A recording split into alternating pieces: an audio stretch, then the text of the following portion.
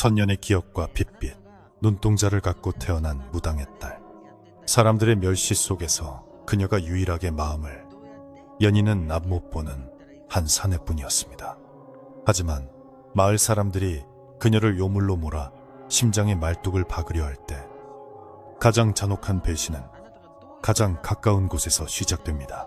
사랑이라 믿었던 구원이 사실은 당신을 파괴하기 위한 감시였다면 모든 것을 내던진 대가가 영원한 어둠뿐이라면 당신은 그 운명을 받아들이겠습니까?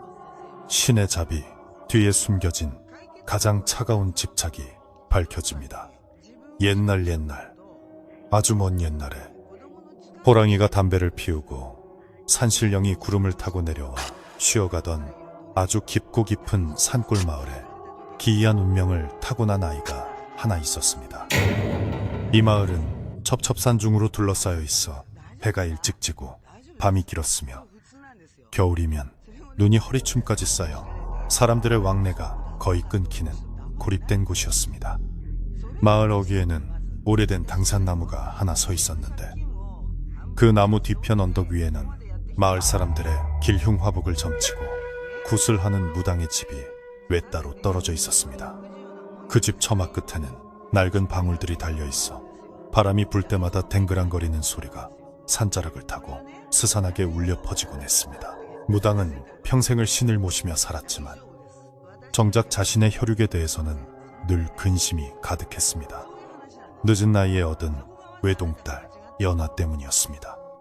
연화가 태어나던 날 밤에는 유난히 붉은 달이 떴고 산짐승들이 마을로 내려와 구슬프게 울어댔다고 합니다. 갓 태어난 아이의 울음소리는 보통의 아이들처럼 우렁차지 않고 마치 산짐승이 그르렁거리는 듯한 낮은 소리였으며 무엇보다 아이가 처음 눈을 떴을 때 산파는 비명을 지르며 뒷걸음질 쳤습니다. 아이의 눈동자가 검거나 갈색이 아니라 마치 핏물을 머금은 듯 선명하고 붉은색을 띠고 있었기 때문이었습니다. 연화는 자라면서 더욱 기이한 아름다움을 뿜어냈지만 마을 사람들은 그녀를 똑바로 쳐다보지 못했습니다. 그녀의 피부는 눈처럼 하얗고 입술은 앵두처럼 붉었으나 그 핏빛 눈동자를 마주하면 오금이 저리고 등골이 서늘해지는 기분을 느꼈기 때문입니다. 연화의 아비인 무당은 딸의 눈에 깃든 것이 예사롭지 않음을 알았습니다. 그는 딸이 밖에 나갈 때마다 깊게 눌러 쓴 모자나 너울로 얼굴을 가리게 했고 해가 지면 절대로 문 밖을 나서지 못하게 단속했습니다. 그러나 연화의 내면에는 천년을 살아온 여우의 기억이 희미하게 남아있어 달이 차오르는 밤이면 억누를 수 없는 야생의 본능이 꿈틀거렸습니다. 연화는 자신의 전생을 뚜렷하게 말로 설명할 수는 없었지만 숲의 냄새와 바람의 흐름을 읽는 감각만은 남달랐습니다. 그녀는 눈을 감고도 심리 밖에서 다가오는 인기척을 느낄 수 있었고 사람이 품은 냄새만으로 그가 선한지 악한지를 구별해내곤 했습니다. 하지만 인간의 몸에 갇힌 그녀는 자신의 본능을 철저히 숨겨야만 했습니다. 붉은 눈을 들키는 순간 마을 사람들이 자신을 가만두지 않을 것이라는 사실을 본능적으로 알고 있었기 때문입니다. 그래서 연화는 늘 고개를 숙이고 다녔으며 마을의 대소사나 잔치에도 절대 얼굴을 비추지 않고 집안 깊숙한 곳에서 그림자처럼 지냈습니다. 어느 추운 겨울날 연화는 아비의 심부름으로 약초를 캐러 산 중턱까지 올라가야 했습니다. 눈이 발목까지 빠지는 산길을 걸으며 그녀는 차가운 공기를 깊이 들이마셨습니다. 폐부 깊숙이 스며드는 냉기는 오히려 그녀의 뜨거운 피를 식혀주는 듯하여 상쾌하게 느껴졌습니다. 아무도 없는 숲속에서 그녀는 잠시 너울을 벗고 붉은 눈으로 세상을 바라보았습니다.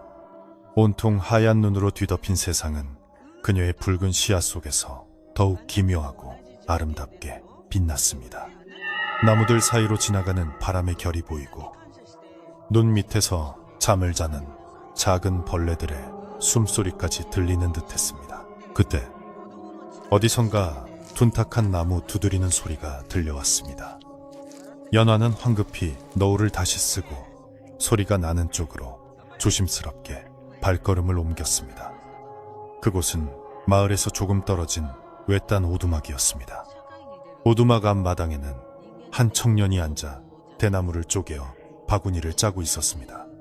청년의 손놀림은 거침이 없었으나 그의 눈은 초점 없이 허공을 향해 있었습니다. 그는 앞을 보지 못하는 맹인이었습니다. 연화는 나무 뒤에 숨어 그를 지켜보았습니다. 마을 사람들은 그를 신우라고 불렀으며 어릴 때 열병을 앓아 시력을 잃은 뒤 홀로 산 밑에서 살아가는 외로운 사내라고 했습니다.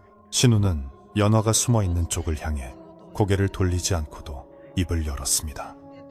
거기 누구 계십니까? 그의 목소리는 낮고 부드러웠으며 겨울바람 속에서도 따뜻한 온기가 느껴졌습니다. 연화는 깜짝 놀라 숨을 죽였지만 신우는 빙그레 웃으며 말을 이었습니다.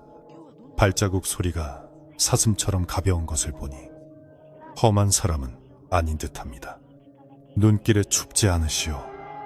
연화는 주저하며 나무 뒤에서 나왔습니다. 어차피 그는 앞을 보지 못하니 자신의 붉은 눈을 볼 수 없을 것이라는 생각이 들자 묘한 안도감이 밀려왔습니다. 지나가던 길입니다. 연화가 작게 대답하자 신우는 하던 일을 멈추고 그녀 쪽으로 얼굴을 향했습니다. 그의 맑지만 빛을 잃은 눈동자는 연화의 붉은 눈을 꿰뚫어 보지 못하고 그저 허공을 응시할 뿐이었습니다. 연화는 난생 처음으로 타인의 시선 앞에서 긴장하지 않고 편안함을 느꼈습니다. 세상 모든 사람이 그녀의 눈을 보고 두려워하거나 혐오감을 드러냈지만 이 사내만큼은 그녀를 그저 평범한 한 사람으로 대해주고 있었습니다. 신우는 손을 더듬어 갓짠 대나무 바구니를 내밀며 말했습니다. 잠시 앉아 쉬다 가시지요. 따뜻한 차라도 한 잔 내오리다. 그날 이후로 연화는 종종 신우의 오두막을 찾게 되었습니다. 그녀는 아비 몰래 집을 빠져나와 신우의 곁에 앉아 그가 대나무를 엮는 모습을 지켜보곤 했습니다. 신우는 말이 많은 편은 아니었지만 가끔 들려주는 옛날 이야기나 산짐승들의 이야기는 연화의 마음을 편안하게 해주었습니다. 연화는 그에게 자신의 이름만 알려주었을 뿐 자신이 무당의 딸이라는 사실도 붉은 눈을 가졌다는 사실도 말하지 않았습니다. 신우 역시 굳이 꼬치꼬치 캐묻지 않고 그저 그녀가 곁에 머물다 가는 것을 반기는 눈치였습니다. 두 사람 사이에는 말하지 않아도 통하는 무언가가 흘렀습니다. 연화는 신우의 앞이 보이지 않는 눈이 오히려 세상의 더러움과 편견을 보지 않아 맑다고 생각했습니다. 신우 곁에 있으면 연화의 몸속에서 요동치던 여우의 본능도 잠잠해졌습니다. 붉게 타오르던 시야도 조금은 차분해지는 것 같았고 무엇보다 가슴속 깊은 곳에 자리 잡고 있던 천년의 고독이 위로받는 느낌이었습니다.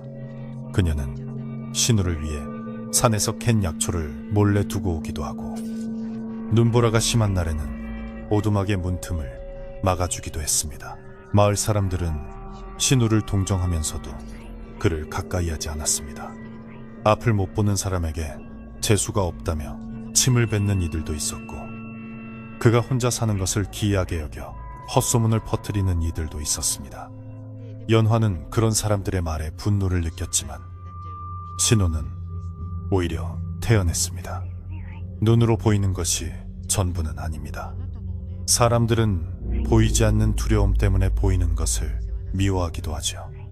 신우가 덤덤하게 내뱉은 그 말은 연화의 가슴에 깊이 박혔습니다. 마치 그녀의 붉은 눈을 두고 하는 말 같아서였습니다. 겨울이 깊어지고 설이 다가올 무렵 연화의 아비는 딸의 잦은 외출을 눈치채기 시작했습니다. 무당은 딸의 방에서 나는 희미한 흙냄새와 남자 옷자락에서나 맡을 법한 나무 냄새를 맡고는 근심스러운 표정을 지었습니다. 그는 딸을 불러 앉혀놓고 엄한 목소리로 타일렀습니다.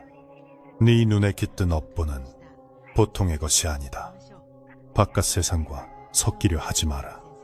네가 마음을 주는 순간 그 업보가 너와 그 사람 모두를 집어삼킬 것이다. 아비의 경고는 서늘했지만 연화는 이미 신우에게 기운 마음을 돌릴 수 없었습니다. 연화는 밤마다 거울을 보며 자신의 붉은 눈을 원망했습니다. 이 눈만 아니었다면 자신도 평범한 여인으로서 신우에게 다가갈 수 있었을 텐데, 그녀는 신우의 따뜻한 손을 잡아보고 싶었고 그의 앞이 보이지 않는 눈을 대신해 세상의 아름다운 풍경을 설명해주고 싶었습니다. 그러나 그녀가 가진 것은 저주받은 붉은 눈과 사람을 홀린다는 무당딸이라는 꼬리표뿐이었습니다. 그녀는 거울 속에 자신을 보며 눈물을 흘렸는데 그 눈물조차 붉은 빛을 띠고 있어 더욱 처연해 보였습니다. 어느 날 밤, 연화는 잠을 이루지 못하고 다시 신우의 오두막을 찾았습니다. 눈이 펑펑 쏟아지는 밤이었습니다. 신우는 잠들지 않고 마루에 앉아 눈 내리는 소리를 듣고 있었습니다. 연화가 조심스럽게 다가가자 신우는 고개를 돌리며 미소 지었습니다.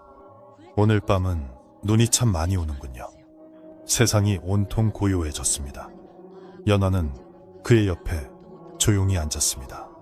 두 사람 사이에는 차가운 밤 공기 대신 따뜻한 침묵이 흘렀습니다. 신우가 손을 뻗어 연화의 손등을 살며 시덮었습니다. 그의 손은 거칠었지만 따뜻했습니다. 당신에게서는 늘 깊은 숲 향기가 납니다. 신우가 나직하게 속삭였습니다. 마치 사람이 닿지 않은 아주 오래된 숲의 냄새 같아요. 그래서 당신 곁에 있으면 마음이 편안해집니다. 연화는 가슴이 덜컥 내려앉았습니다. 자신의 정체를 들킨 것만 같아 숨이 턱 막혔습니다. 하지만 신우의 표정에는 어떠한 의심이나 두려움도 없었습니다. 그는 그저 진심으로 그녀의 존재를 느끼고 있는 듯 했습니다. 연화는 떨리는 목소리로 물었습니다. 제가 무섭지 않으세요? 신우는 고개를 저으며 대답했습니다. 보이지 않는 것을 왜 무서워합니까? 저는 제 마음이 느끼는 것만 믿습니다. 그날 밤, 연화는 신우의 곁에서 처음으로 깊은 잠에 들 수 있었습니다. 꿈속에서 그녀는 붉은 눈이 아닌 맑고 검은 눈을 가진 평범한 소녀가 되어 신우와 함께 꽃이 핀 들판을 거닐었습니다. 하지만 꿈은 짧았고 깨어났을 때는 다시 차가운 현실이 그녀를 기다리고 있었습니다. 새벽녘, 그녀가 집으로 돌아가기 위해 일어섰을 때 신우는 여전히 자는 척하며 누워 있었지만 그의 감긴 눈꺼풀이 미세하게 떨리고 있다는 것을 연화는 눈치채지 못했습니다. 신우는 떠나는 그녀의 뒷모습을 보지 않고도 그녀가 남기고 간 발자국 소리를 하나하나 세고 있는 듯 했습니다. 마을에는 흉흉한 소문이 돌기 시작했습니다. 산짐승들이 마을로 내려와 가축을 물어 죽이는 일이 잦아졌고 밤마다 귀신이 우는 소리가 들린다는 이야기가 퍼졌습니다. 사람들은 이 모든 불길한 징조가 무당의 딸 연화 때문이라고 수군거렸습니다. 그녀의 붉은 눈이 마을의 길을 빨아들이고 재앙을 불러온다는 것이었습니다. 마을 사람들의 눈빛은 점점 날카로워졌고 연화의 집을 향한 시선에는 저기가 가득 차기 시작했습니다. 아비는 굿당의 문을 걸어 잠그고 밤새도록 경을 읽으며 부정을 막으려 애썼지만 마을을 감싼 불길한 기운은 쉽게 사라지지 않았습니다. 연화는 마을 사람들의 수군거림을 들을 때마다 가슴이 찢어지는 듯 했습니다. 자신이 태어나고 싶어서 이렇게 태어난 것도 아닌데 왜 세상은 자신을 괴물 취급하는지 알 수 없었습니다. 그녀에게 유일한 안식처는 신우뿐이었습니다. 하지만 신우마저 위험해질까봐 그녀는 오두막으로 가는 발길을 줄여야만 했습니다. 멀리서 오두막을 바라보며 그녀는 마음속으로 수백 번 신우의 이름을 불렀습니다. 신우는 여전히 마루에 앉아 누군가를 기다리는 듯 멍하니 산 쪽을 바라보고 있었습니다. 시간이 흐를수록 연화의 몸 안에 잠재된 여우의 기운은 더욱 강해졌습니다. 보름달이 뜨는 밤이면 온몸에 열이 오르고 손톱이 길어지는 듯한 착각에 시달렸습니다. 그녀는 방구석에 웅크리고 앉아 자신의 몸을 핥히며 본능을 억눌렀습니다. 아비는 그런 딸을 보며 피눈물을 흘렸습니다. 참아야 한다. 네가 인간으로 살고 싶다면 뼈를 깎는 고통이라도 참아내야 한다. 아비의 간절한 외침에도 불구하고 연화의 눈동자는 날이 갈수록 더욱 붉고 선명하게 타올랐습니다. 그것은 마치 다가올 비극을 예고하는 횃불과도 같았습니다. 어느 날 마을 촌장이 무당의 집을 찾아왔습니다. 촌장의 표정은 굳어 있었고 뒤에는 험상궂은 마을 청년 몇 명이 몽둥이를 들고 서 있었습니다. 자네 딸을 좀 봐야겠네. 마을 꼴이 말이 아니야. 어젯밤에는 김서방네 소가 피를 토하고 죽었어. 이게 다 자네 딸 년의 그 요망한 눈 때문이라는 말이 있어. 아비는 촌장 앞을 막아서며 사정했습니다. 제 딸은 아무 죄가 없습니다. 그저 태어날 때부터 눈이 붉을 뿐 누구를 해칠 아이가 아닙니다. 하지만 촌장은 막무가내였습니다. 그들은 억지로 문을 열고 들어가려 했고 연화는 방 안에서 숨을 죽인 채 공포에 떨었습니다. 그때 멀리서 누군가 지팡이를 짚고 다가오는 소리가 들렸습니다. 신우였습니다. 앞이 보이지 않는 그가 어떻게 알고 왔는지 마을 사람들 사이를 헤치고 마당으로 들어섰습니다. 어르신들, 진정하십시오. 죄 없는 사람을 몰아세우면 천벌을 받습니다. 신우의 목소리는 차분했지만 힘이 있었습니다. 마을 청년들은 맹인이 무슨 참견이냐며 밀치려 했지만 신우는 바위처럼 꿈쩍도 하지 않았습니다. 그의 등장에 잠시 소란이 멈춘 틈을 타 아비는 서둘러 사람들을 돌려보냈습니다. 사람들은 물러가면서도 바닥에 침을 뱉으며 험한 말을 쏟아냈습니다. 사람들이 모두 돌아가고 마당에는 정적만이 남았습니다. 연화는 방문을 조금 열고 신우를 바라보았습니다.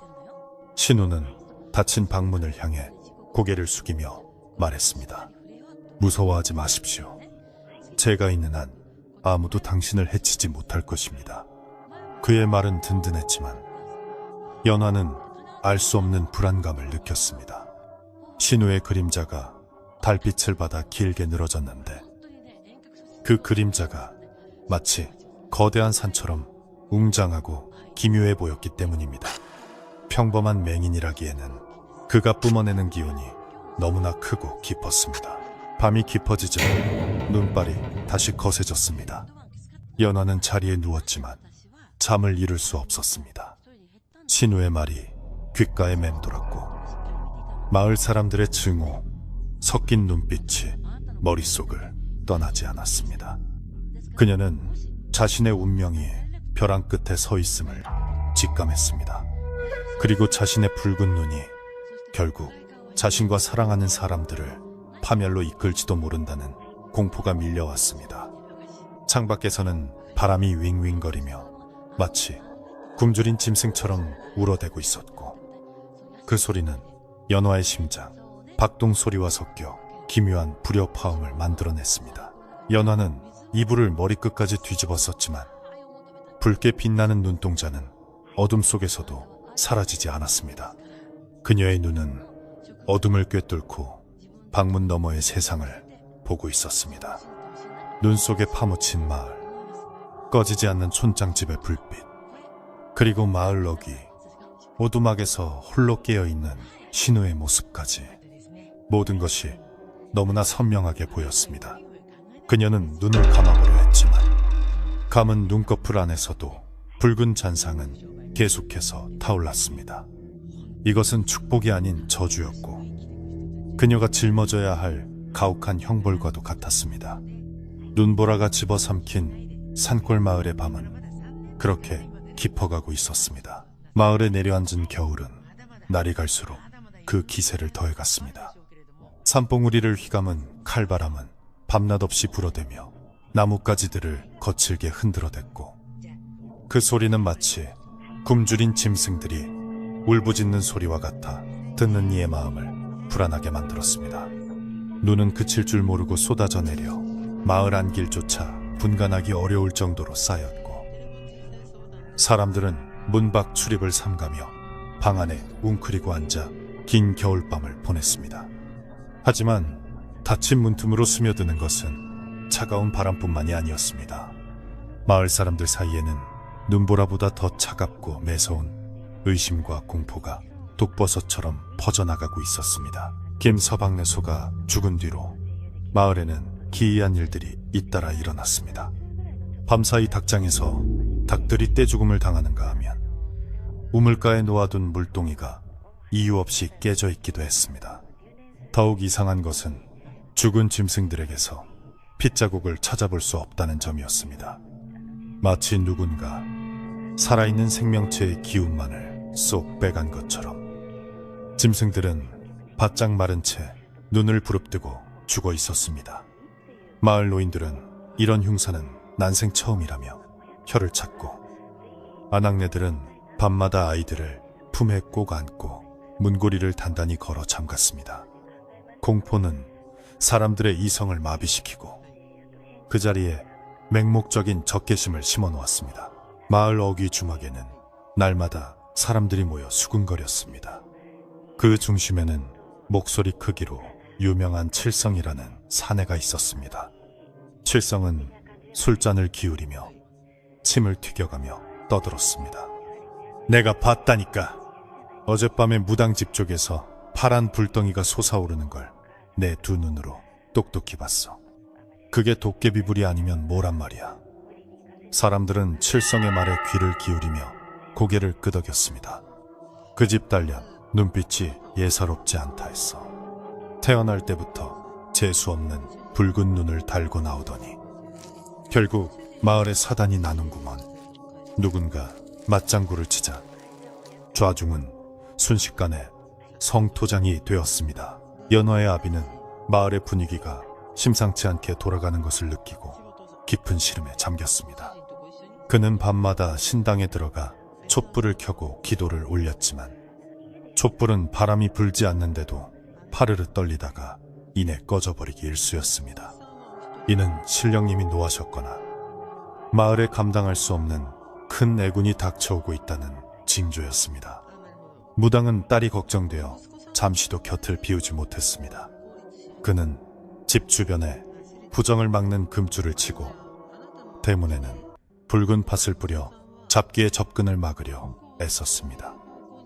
하지만 그가 막으려던 것은 눈에 보이지 않는 귀신뿐만이 아니라 점차 광기로 변해가는 마을 사람들의 마음이기도 했습니다. 연화는 방 안에 갇혀 창호지문에 비친 바깥 세상의 그림자만 바라보며 지냈습니다. 그녀의 붉은 눈은 불안으로 일렁거렸습니다. 자신의 의지와는 상관없이 몸속에서 뜨거운 기운이 치솟아 오를 때마다 그녀는 찬물을 뒤집어 쓰며 열기를 식혀야 했습니다. 거울 속에 비친 자신의 모습이 낯설게 느껴질 때가 많았습니다.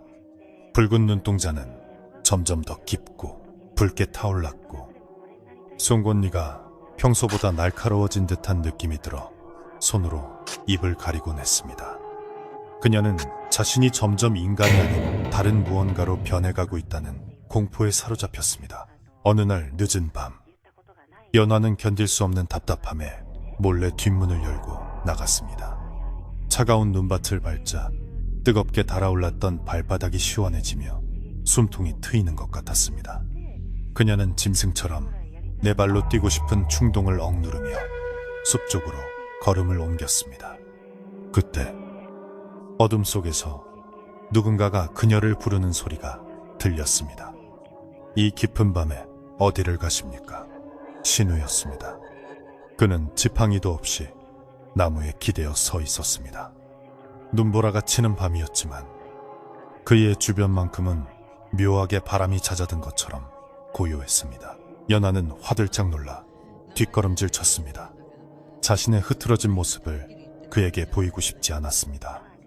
하지만 신우는 다가오지 않고 그 자리에 서서 말을 이었습니다. 마을의 공기가 탁합니다. 사람들의 입에서 나오는 독기가 눈보라보다 더 맵군요. 많이 힘드시죠? 그의 목소리에는 연민이 가득했습니다.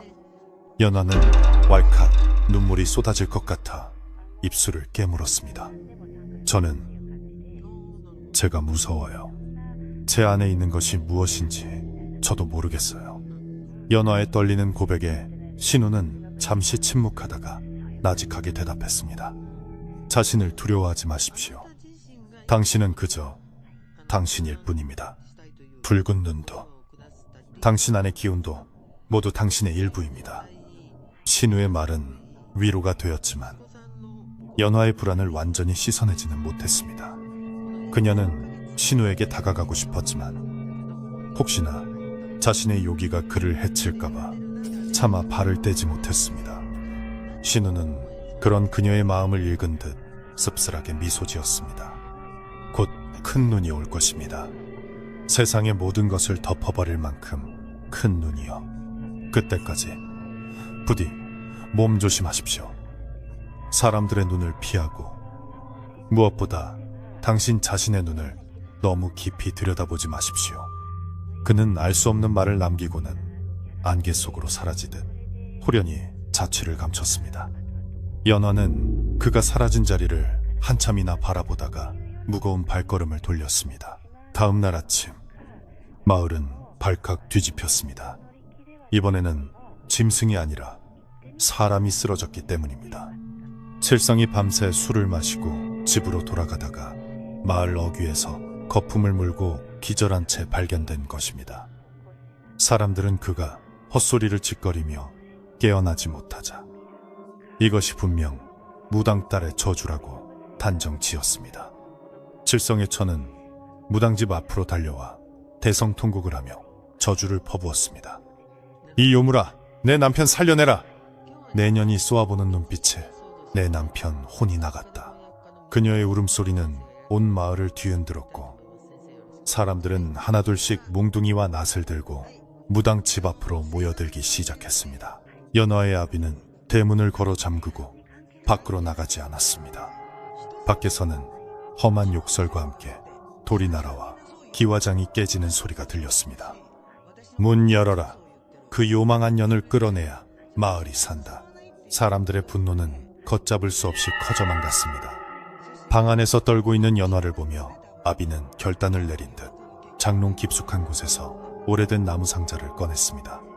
상자 안에는 낡은 방울과 붉은 부적 그리고 날카로운 은장도가 들어있었습니다. 그는 연화의 손에 은장도를 쥐어주며 비장한 목소리로 말했습니다. 만약 사람들이 들이닥치면 이것으로 네 몸을 지켜라. 절대로 산채로 잡혀서는 안 된다. 연화는 차가운 은장도를 쥐고 하염없이 눈물을 흘렸습니다. 자신이 대체 무슨 죄를 지었기에 이런 고통을 당해야 하는지 하늘이 원망스러웠습니다. 그때 닫힌 문틈 사이로 붉은 기운이 스며들기 시작했습니다. 그것은 연화의 눈에서 뿜어져 나오는 욕이었습니다.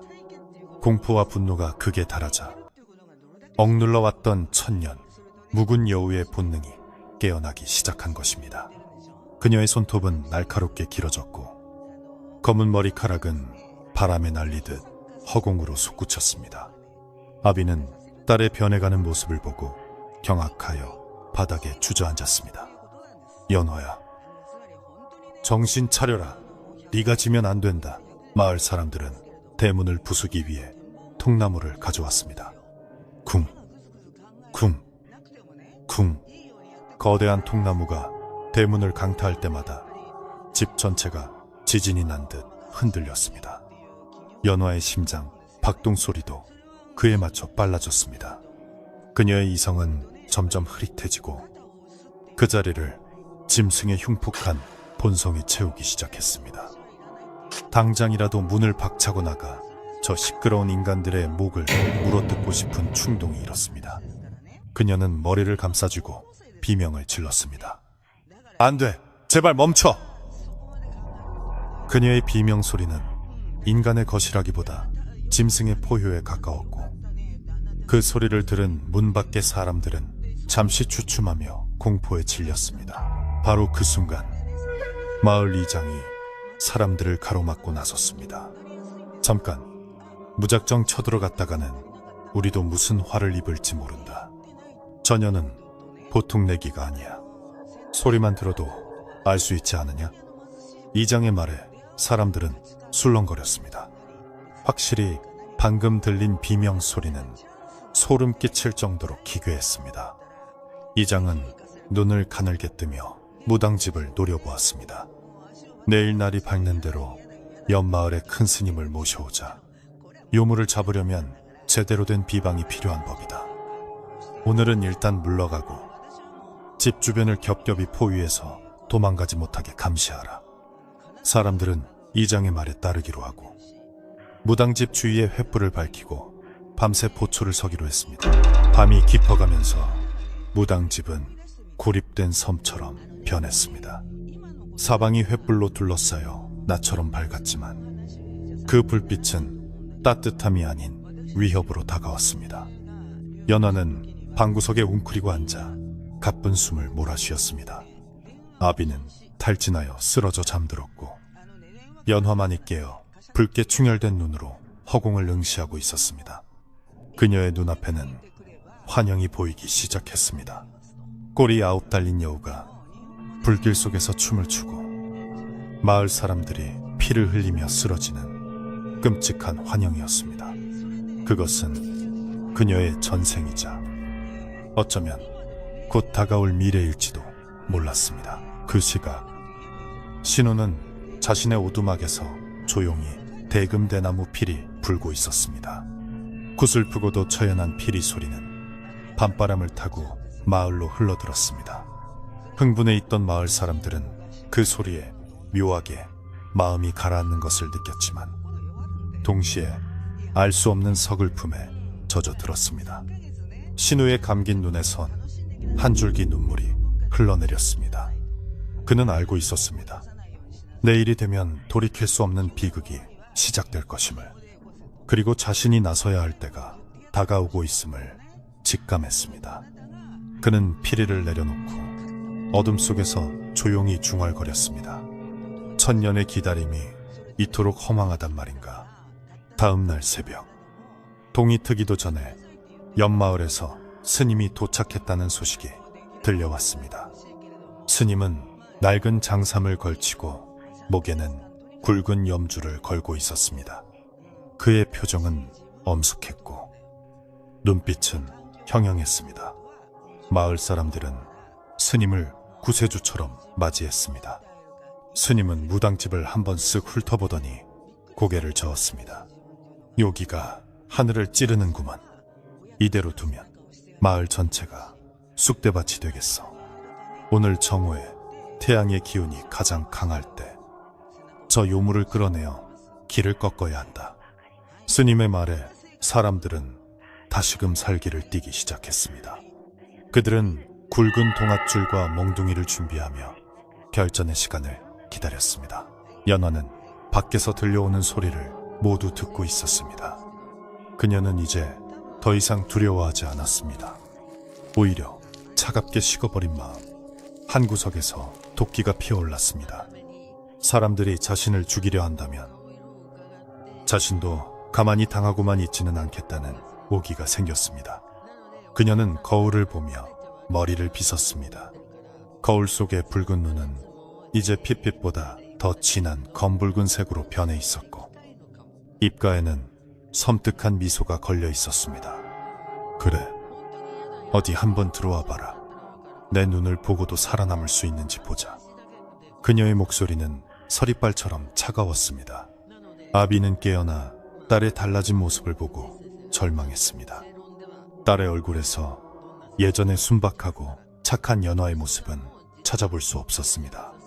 그곳에는 오직 분노와 원한에 사로잡힌 요괴의 형상만이 남아 있었습니다. 연화야, 제발 마음을 다스려라. 네가 살생을 저지르면 다시는 인간으로 돌아올 수 없어. 아비가 바짓가랑이를 붙잡고 애원했지만 연화는 차갑게 아비를 내려다볼 뿐이었습니다. 아버지, 인간들은 우리를 가만두지 않아요. 우리가 살려면 그들을 없애는 수밖에 없어요. 그녀의 말은 더 이상 딸의 목소리가 아니었습니다. 정오가 가까워지자 마을 한가운데 공터에는 거대한 장작더미가 쌓였습니다. 사람들은 연화를 끌어내어 화형에 처하거나 말뚝을 박아 봉인해야 한다고 소리쳤습니다. 스님은 목탁을 두드리며 주문을 외우기 시작했고 그 소리는 점점 커져 무당집을 압박해왔습니다. 팽팽한 긴장감이 감도는 가운데 하늘에는 먹구름이 몰려와 해를 가렸습니다. 대낮인데도 사방이 어둑어둑해지자 사람들은 더욱 불안해하며 소리를 질러댔습니다. 해 가리기 전에 빨리 끝내자. 문을 부숴라. 이장의 신호와 함께 장정들이 다시 대문으로 돌진했습니다. 와지끈 굉음과 함께 마침내 굳게 닫혀있던 대문이 부서져 나갔습니다. 흙먼지가 이는 가운데 마당으로 들이닥친 사람들은 일제히 멈칫했습니다. 안방문이 활짝 열려 있었고 그곳에 붉은 옷을 입은 연화가 곳곳이 서 있었기 때문입니다. 그녀는 너울도 쓰지 않은 채 붉은 눈을 부릅뜨고 사람들을 노려보고 있었습니다. 그 눈빛이 어찌나 강렬한지 선두에 섰던 장정 몇 명은 으악 하고 비명을 지르며 뒤로 나자빠졌습니다.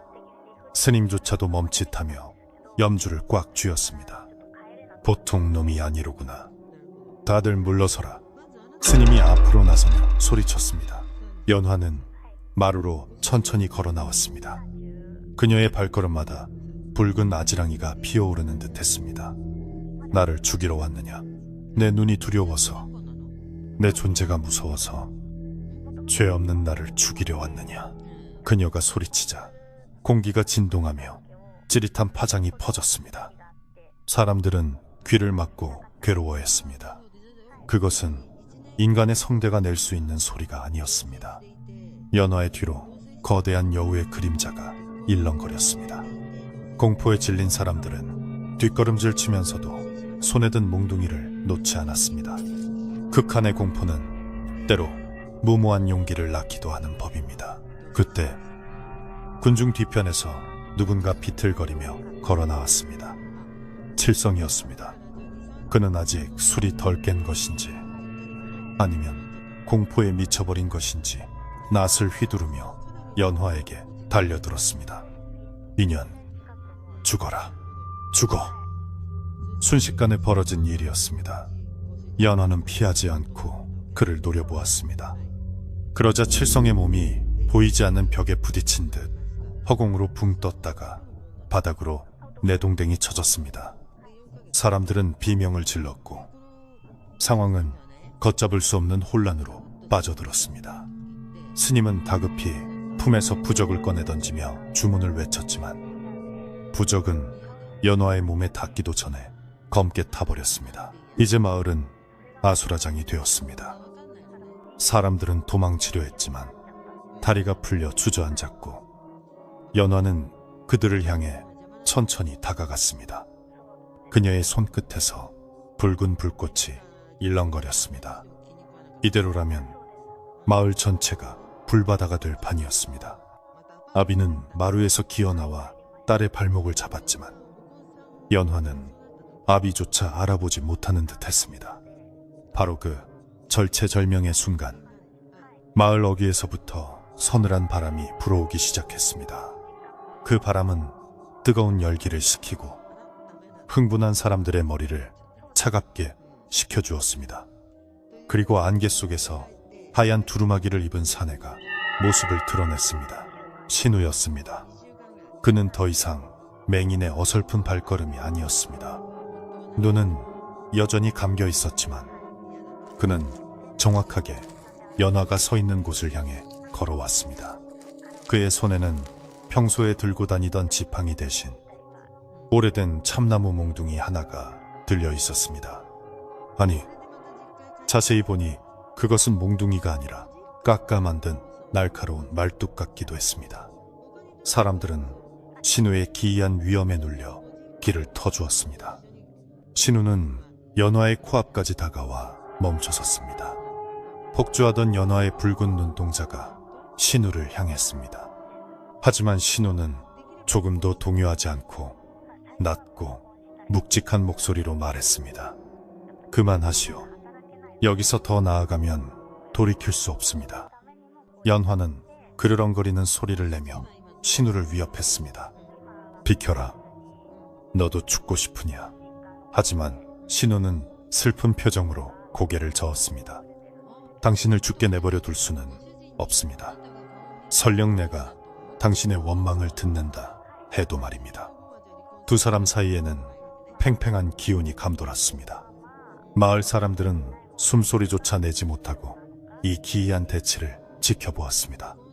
하늘에서는 굵은 눈발이 다시 날리기 시작했고, 붉은 옷의 연화와 하얀 옷의 신우는 마치 피와 눈처럼 선명한 대조를 이루며 마주 서 있었습니다. 운명의 시간은 야속하게도 점점 다가오고 있었습니다.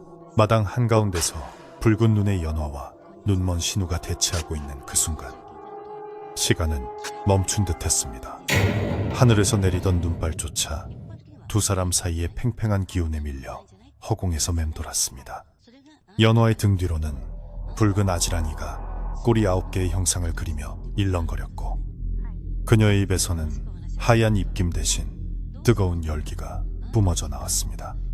그것은 분명 인간의 모습이 아니었습니다. 마을 사람들은 공포에 질려 뒷걸음질 쳤지만 신우만은 태연하게 그 열기를 온몸으로 받아내고 있었습니다. 신우의 감긴 눈꺼풀이 미세하게 떨렸는데 그것은 두려움 때문이 아니라 깊은 슬픔을 참아내는 떨림이었습니다. 물러가십시오. 연화가 낮게 그르렁거렸습니다. 그녀의 목소리는 쇳소리가 섞여 날카로웠습니다. 내 눈을 보지 못하는 당신이라도 내 기운은 느낄 수 있을 테지. 나는 이제 예전의 연화가 아니다. 가까이 오면 당신이라도 해칠 수밖에 없어. 그녀의 경고는 진심이었습니다. 이미 그녀의 이성은 여우의 본능에 잠식당하고 있었고, 눈앞에 있는 모든 것이 적인지 아군인지 구별하기 힘든 지경에 이르렀기 때문입니다. 하지만 신우는 한 발자국 더 앞으로 나아갔습니다. 당신이 누구든 상관없습니다. 다만 이 업보의 고리를 끊으러 왔을 뿐입니다. 그때 공포에 질려있던 마을 청년 하나가 이성을 잃고 소리쳤습니다. 저놈도 한패야. 눈먼 놈이 어떻게 저 요물 앞까지 걸어갔겠어? 둘 다 죽여버려. 청년이 들고 있던 횃불을 연화를 향해 힘껏 던졌습니다. 활활 타오르는 횃불이 포물선을 그리며 연화의 얼굴로 날아들었습니다. 연화는 피하지 않았습니다. 횃불이 그녀의 몸에 닿기 직전 그녀의 붉은 눈이 번뜩이자 허공에서 강한 바람이 불어 횃불을 반대편으로 쳐내버렸습니다. 튕겨나간 횃불은 마당 구석에 쌓아둔 지푸라기 더미에 떨어졌고 순식간에 불길이 치솟아 올랐습니다. 불이야, 불이 났다. 사람들이 비명을 지르며 우왕좌왕하는 사이 불길은 거센 바람을 타고 무당집 처마로 옮겨 붙었습니다. 매캐한 연기가 마당을 뒤덮었고 붉은 불꽃은 연화의 붉은 눈과 어우러져 마치 지옥의 풍경을 연상케 했습니다. 연화는 불길 속에서 광기 어린 웃음을 터뜨렸습니다. 그래, 다 태워버리자. 너희들이 내 집을 태우려 했으니 나도 너희들을 태워주마. 그녀가 손을 휘젓자 불길이 마치 살아있는 뱀처럼 마을 사람들을 향해 뻗어나갔습니다. 사람들은 뜨거운 열기에 비명을 지르며 바닥을 기었습니다. 옆마을에서 온 스님은 사태가 심각함을 깨닫고 급히 목탁을 두드리며 연부를 외기 시작했습니다. 옴 마니 반매 훔. 악귀야, 물러가라. 스님의 목소리에 힘이 실리자 뻗어나가던 불길이 잠시 주춤했습니다. 스님은 땀을 비오듯 흘리며 소리쳤습니다. 이놈들아, 멍하니 있지 말고 저 요물에게 말뚝을 박아라. 놈의 심장에 박달나무 말뚝을 박아야 끝난다. 스님의 외침에 정신을 차린 장정 몇 명이 미리 준비해둔 날카로운 나무 말뚝을 들고 연화의 뒤쪽으로 몰래 다가갔습니다. 그들의 눈에는 살기가 등등했습니다. 연화는 뒤에서 다가오는 인기척을 이미 느끼고 있었습니다. 그녀는 고개도 돌리지 않고 긴 손톱을 휘둘렀습니다. 어딜 감히 허공을 갈랐을 뿐인데도 장정들은 보이지 않는 힘에 맞아 낙엽처럼 날아갔습니다.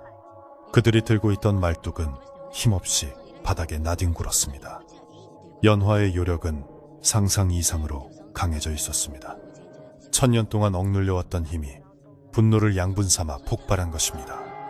이제 그녀는 완전한 요괴가 되어가고 있었습니다. 그녀의 피부 위로 붉은 털이 돋아나기 시작했고 손은 짐승의 발톱처럼 굽어지며 검게 변해갔습니다. 아비인 무당은 불타는 집을 바라보며 넋을 잃고 있다가 딸이 완전히 괴물로 변해가는 것을 보고 정신을 차렸습니다. 그는 불길 속으로 뛰어들어 연화의 앞을 가로막았습니다. 연화야, 제발 그만해라. 이러다간 네 영혼마저 타버린다. 아비는 딸의 바짓가랑이를 잡고 울부짖었습니다. 하지만 이미 이성을 잃은 연화에게 아비의 목소리는 들리지 않았습니다. 그녀는 귀찮다는 듯 발길질을 했고 힘없는 늙은 무당은 저만치 밀려나 기둥에 머리를 부딪히고 쓰러졌습니다. 붉은 피가 눈 덮인 마당을 적셨습니다. 아비가 쓰러지는 모습을 보자 연화의 마음속 깊은 곳에 남아있던 마지막 인간의 의식이 꿈틀거렸습니다. 아버지. 하지만 그 찰나의 망설임은 곧바로 더 큰 분노로 덮였습니다. 인간들이 아버지를 이렇게 만들었다는 생각에 증오심이 걷잡을 수 없이 커진 것입니다. 그녀는 하늘을 향해 포효했습니다.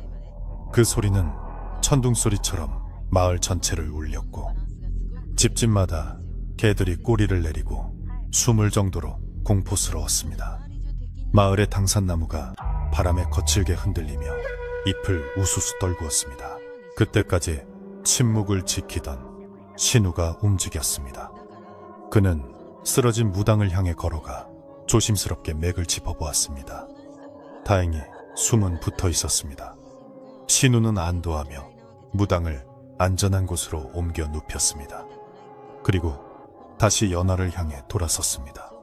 그의 표정은 이전과는 확연히 달라져 있었습니다. 온화하던 미소는 사라지고 서리발처럼 차가운 위험이 얼굴에 서려 있었습니다. 그는 쥐고 있던 지팡이를 땅에 깊이 박아 넣었습니다. 그러자 놀랍게도 땅이 울리며 타오르던 불길이 순식간에 사그라들었습니다. 마을 사람들과 스님은 믿을 수 없는 광경에 입을 다물지 못했습니다. 눈먼 청년이 지팡이 하나로 거센 불길을 잡은 것입니다. 연화 역시 당황하여 신우를 노려보았습니다. 너 정체가 뭐냐? 평범한 인간이 아니로구나.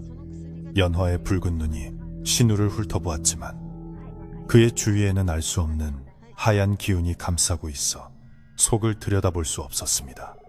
신우는 감은 눈을 연화에게 고정한 채 입을 열었습니다. 나는 너를 지켜보기 위해 이곳에 있었다. 네가 인간으로 살아가기를 바랐으나 결국 피를 부르고 말았구나. 신우의 목소리는 쩌렁쩌렁하게 울려 퍼졌습니다. 그것은 맹인의 목소리가 아니라 산 전체를 호령하는 산신령의 호통과도 같았습니다. 스님은 그제야 신우의 정체를 눈치채고 바닥에 납작 엎드렸습니다. 아이고, 산신님이셨습니까? 몰라 뵙고 무례를 범했습니다. 스님의 말에 마을 사람들도 영문은 모르지만 분위기에 압도되어 하나둘씩 무릎을 꿇었습니다. 마당에는 연화와 신우 두 존재만이 서 있었습니다. 하나는 타오르는 불과 같은 요괴요. 하나는 차가운 얼음과 같은 신이었습니다. 연화는 비웃음을 흘렸습니다. 산신? 웃기지 마라. 네가 산신이라면 왜 나를 진작 죽이지 않았느냐? 내가 괴물이라는 걸 알면서도 왜 내 곁에 있었느냐? 그녀는 배신감에 치를 떨었습니다. 유일하게 마음을 열었던 신우마저 자신을 감시하는 존재였다는 사실이 견딜 수 없었습니다. 너도 결국 나를 죽이려고 기회를 엿보고 있었던 거야. 인간들과 똑같아. 연화의 분노는 극에 달했고 그녀의 몸에서 뿜어져 나온 요기가 검은 화살처럼 변해 신우에게 날아갔습니다. 신우는 피하지 않고 손을 들어 그 요기를 막아냈습니다. 검은 화살들은 신우의 손앞에서 하얀 빛에 부딪혀 산산조각이 났습니다. 죽이려 했다면 진작 죽였을 것이다. 나는 네가 스스로 업보를 씻어내기를 기다렸다. 허나 이제는 내가 개입할 수밖에 없게 되었구나. 신우는 품에서 하얀 명주실 한 타래를 꺼냈습니다. 그 실은 평범한 실이 아니라 달빛을 머금은 듯 은은하게 빛나고 있었습니다. 이것으로 너를 묶어야겠다. 나를 묶겠다고? 어림없다. 연화가 소리치며 달려들었습니다. 그녀의 손톱이 신우의 목을 노리고 날아들었습니다. 하지만 신우의 몸놀림은 바람처럼 빨랐습니다. 그는 연화의 공격을 가볍게 피하며 명주실을 허공에 던졌습니다. 실은 마치 살아있는 뱀처럼 연화의 몸을 휘감았습니다. 연화는 실을 끊으려 발버둥 쳤지만 움직이면 움직일수록 실은 더욱 단단하게 그녀를 조여왔습니다. 요력이 강해질수록 명주실은 더욱 밝은 빛을 내며 그녀의 힘을 억눌렀습니다. 이거 놔! 이거 놓으란 말이야. 연화는 비명을 지르며 바닥에 쓰러졌습니다. 몸이 결박되자 요기가 흐트러지며 괴로움이 밀려왔습니다. 신우는 쓰러진 연화에게 다가와 무릎을 꿇고 앉았습니다. 그리고 떨리는 손으로 그녀의 얼굴을 감싸 쥐었습니다. 미안하다. 이것이 너를 살리는 유일한 길이다. 그의 목소리는 다시 예전의 다정한 신우로 돌아와 있었습니다. 하지만 그 다정함 뒤에는 잔혹한 결단이 숨겨져 있었습니다. 연화는 본능적으로 공포를 느꼈습니다. 죽음보다 더 무서운 무언가가 다가오고 있음을 직감했습니다. 마을 사람들은 숨을 죽이고 이 광경을 지켜보았습니다. 누구도 감히 끼어들 생각을 하지 못했습니다. 하늘에서는 먹구름이 물러가고 둥근 보름달이 모습을 드러냈습니다. 달빛이 신우와 연화를 비추자 연화의 붉은 눈은 더욱 기괴하게 빛났습니다. 신우는 그 붉은 눈을 가만히 내려다보았습니다. 네 힘의 원천이자 모든 재앙의 씨앗인 그 눈, 내가 가져가겠다. 신우의 선언에 연화의 눈동자가 흔들렸습니다. 눈을 가져가겠다고? 그렇다. 네 눈에 깃든 천년 묵은 여우의 혼을 거두어 갈 것이다. 그러면 너는 요력을 잃고 평범한 인간이 될 것이다. 아니, 평생 앞을 보지 못하는 불구의 몸으로 살아가야 할 것이다. 신우의 말은 청천벽력과도 같았습니다. 눈을 잃는다는 것은 칠흑 같은 어둠 속에 갇힌다는 뜻이었습니다. 연화는 고개를 저으며 뒷걸음질 치려 했지만 명주실이 그녀를 놔주지 않았습니다. 싫어. 차라리 죽여. 어둠 속에서 사느니 차라리 죽는 게 나아. 그녀가 절규했습니다. 하지만 신우는 단호했습니다. 죽음은 도피일 뿐이다. 너는 살아서 네가 저지른 업을 갚아야 한다. 그리고 신우는 잠시 말을 멈추고 입술을 깨물었습니다.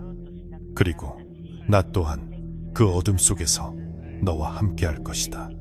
그 말이 무슨 뜻인지 연화는 이해할 수 없었습니다. 하지만 신우의 손이 천천히 그녀의 눈으로 다가오자 그녀는 모든 것을 체념한 듯 눈을 감았습니다. 차가운 바람이 두 사람을 휘감았고 마을 사람들은 겁에 질려 고개를 돌렸습니다. 부디 용서하지 마라. 신우가 속삭였습니다. 그의 손가락 끝에서 하얀 빛이 모여들더니 연화의 감은 눈 위로 스며들었습니다. 연화는 찢어지는 듯한 고통에 비명을 질렀습니다. 그 비명 소리는 산천을 울리고 사람들의 가슴을 파고들었습니다. 그녀의 붉은 눈에서 핏빛 기운이 빠져나와 신우의 손으로 빨려 들어갔습니다. 붉은 기운이 빠져나갈수록 연화의 저항은 약해졌고 유기로 뒤덮였던 그녀의 모습도 서서히 원래의 사람 모습으로 돌아오기 시작했습니다.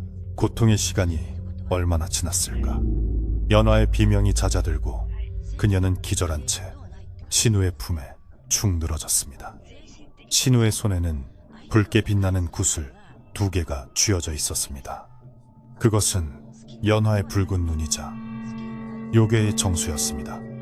신우는 그 구슬을 품속 깊이 갈무리했습니다. 그의 얼굴은 창백하게 질려 있었고 이마에는 식은땀이 맺혀 있었습니다. 그는 쓰러진 연화를 조심스럽게 안아들었습니다. 이제 그녀의 눈은 굳게 감겨 있었고 다시는 뜨이지 않을 것입니다. 마을 사람들은 그제야 안도의 한숨을 내쉬었습니다. 요괴가 제압되었다는 사실에 기뻐하며 환호성을 지르려는 찰나 신우가 그들을 향해 고개를 돌렸습니다. 감겨있던 그의 눈꺼풀이 천천히 들어올려졌습니다. 놀랍게도 그가 눈을 뜬 것입니다. 하지만 그의 눈동자는 텅 비어있는 공허한 어둠 그 자체였습니다. 오늘 일은 입 밖에도 내지 마라. 이 아이는 이제 요괴가 아니다. 그저 병들어 앞을 못 보는 가엾은 여인일 뿐이다. 신우의 목소리는 언명과도 같았습니다. 사람들은 신우의 기세에 눌려 고개를 끄덕였습니다. 누구도 토를 달 수 없었습니다. 신우는 연화를 안고 불에 탄 집을 뒤로 한 채 자신이 살던 오두막이 있는 산 쪽으로 걸음을 옮겼습니다. 눈밭 위에는 신우의 발자국만 남고 연화의 발자국은 남지 않았습니다. 스님은 멀어지는 신우의 뒷모습을 보며 합장을 하고 깊이 허리를 숙였습니다. 나무 아미타불, 신께서 인간의 짐을 대신 짊어지셨구나. 스님의 말뜻을 아는 사람은 아무도 없었습니다. 밤은 다시 고요해졌습니다. 불길은 사그라들었고 바람도 잦아들었습니다. 하지만 마을 사람들의 가슴 속에는 씻을 수 없는 공포와 경외심이 남았습니다. 그들은 부서진 대문과 그을린 마당을 보며 오늘 밤 벌어진 일이 꿈이 아님을 확인했습니다. 그리고 저 멀리 산기수로 사라진 두 사람의 운명이 앞으로 어떻게 될지 두려움 섞인 호기심으로 바라볼 뿐이었습니다. 눈은 다시 소리 없이 내리기 시작했고 세상은 하얗게 덮여가며 핏자국과 그을음을 지워나갔습니다. 모든 것을 묻어버리려는 듯이 폭풍이 휩쓸고 간 자리는 기이할 정도로 고요했습니다. 밤새도록 산천을 울리던 눈보라도 거짓말처럼 잦아들었고 마을을 집어삼킬 듯 타오르던 불길도 이제는 까만 재와 그을음만을 남긴 채 사그라들었습니다. 신우의 오두막은 마을에서 멀리 떨어진 산중턱에 자리 잡고 있어 마을의 소란스러움이 닿지 않는 적막한 곳이었습니다. 방 안에는 화로에서 타닥거리는 숯불 소리와 물 끓는 소리만이 나지막하게 들려왔습니다. 신우는 젖은 수건을 짜서 자리에 누운 연화의 이마를 조심스럽게 닦아주었습니다. 그녀의 눈은 하얀 붕대로 감겨 있었고 창백한 얼굴에는 핏기가 하나도 남아있지 않았습니다. 그녀는 깊은 잠에 빠져 있었지만 가끔씩 고통스러운 신음소리를 흘리며 몸을 뒤척였습니다. 신우는 연화의 곁을 한시도 떠나지 않고 지켰습니다. 그의 눈은 여전히 텅 빈 어둠이었지만 그는 손끝의 감각과 공기의 흐름으로 연화의 상태를 세밀하게 살폈습니다. 천년 묵은 여우의 요기를 뽑아내는 과정은 인간의 몸이 감당하기에는 너무나 큰 고통이었습니다. 연화의 몸은 불덩이처럼 뜨거웠다가 얼음장처럼 차가워지기를 반복했습니다. 신우는 밤새 약초를 달여 그녀의 입에 흘려넣고 자신의 기운을 불어넣어 그녀의 흐트러진 맥을 안정시켰습니다. 조금만 더 견디십시오. 이 고비를 넘겨야 비로소 사람이 됩니다. 신우의 목소리는 지쳐 있었지만 그 안에 담긴 의지는 바위처럼 단단했습니다. 날이 밝자 마을의 풍경은 처참했습니다. 무당의 집은 뼈대만 남기고 전소되었고 마당은 전쟁터처럼 파헤쳐져 있었습니다. 마을 사람들은 뜬 눈으로 밤을 지새우고 아침이 되자마자 잿더미가 된 무당집 앞으로 모여들었습니다. 그들의 얼굴에는 피로와 공포, 그리고 알 수 없는 허탈감이 서려 있었습니다. 어젯밤 자신들이 무슨 짓을 저질렀는지, 그리고 그 끝에 나타난 신우의 존재가 무엇이었는지에 대해 수군거렸습니다. 그 눈먼 총각이 정말 산신령이었을까? 그 흉악한 요물을 단숨에 제압하고 데려가는 걸 보니 보통 내기가 아니었어. 사람들은 두려움에 떨며 산 쪽을 올려다보았습니다. 그때 마을 회관에 머물던 옆마을 스님이 지팡이를 짚고 나타났습니다. 스님은 엄숙한 표정으로 사람들을 둘러보며 말했습니다. 다들 듣거라. 어젯밤 그 일은 인간의 힘으로 어찌할 수 없는 천기탱기였다. 산신께서 친히 내려와 요물의 업을 거두어 가셨으니 이제 마을에는 더 이상 재앙이 없을 것이다. 허나 너희가 죄 없는 자를 몰아세우고 살생을 도모하려 했던 죄는 결코 가볍지 않다. 당분간 근신하며 자숙하도록 하라. 스님의 호통에 마을 사람들은 고개를 숙였습니다. 자신들의 광기가 빚어낸 참상을 목격한 뒤라 누구도 스님의 말에 반박할 수 없었습니다. 한편 잿더미가 된 집 구석에서 연화의 아비가 비틀거리며 일어났습니다. 그는 머리가 깨져 피를 흘리고 있었고 옷은 다 타버려 넝마가 되어 있었습니다. 그는 정신을 차리자마자 딸의 이름을 부르며 울부짖었습니다. 연화야, 연화야, 어디 갔느냐? 그의 처절한 외침이 메아리쳐 돌아왔지만 대답은 없었습니다. 마을 사람들은 그를 불쌍히 여겨 다가가려 했지만 스님이 손을 들어 제지했습니다. 놔두거라. 지금 저 아비의 마음을 위로할 수 있는 건 아무것도 없다. 딸을 찾아가게 두어라. 무당은 비틀거리는 걸음으로 신우의 오두막이 있는 산길을 향해 걷기 시작했습니다. 눈 덮인 산길 위로 붉은 핏자국이 점점이 이어졌습니다. 오두막 안에서 연화가 의식을 찾은 것은 해가 중천에 떴을 무렵이었습니다. 그녀는 목이 타들어가는 갈증을 느끼며 눈을 뜨려 했습니다. 하지만 눈을 떴음에도 불구하고 세상은 여전히 칠흑 같은 어둠이었습니다. 아무것도 보이지 않았습니다. 그녀는 본능적으로 손을 들어 눈을 만졌습니다. 두꺼운 붕대가 감겨 있었고 그 밑으로 텅 빈 공간이 느껴졌습니다. 순간 어젯밤의 기억이 밀물처럼 밀려왔습니다. 신우가 자신의 눈을 가져가겠다고 했던 말, 그리고 끔찍했던 고통. 안 돼. 그녀는 쉰 목소리로 비명을 지르며 몸부림쳤습니다.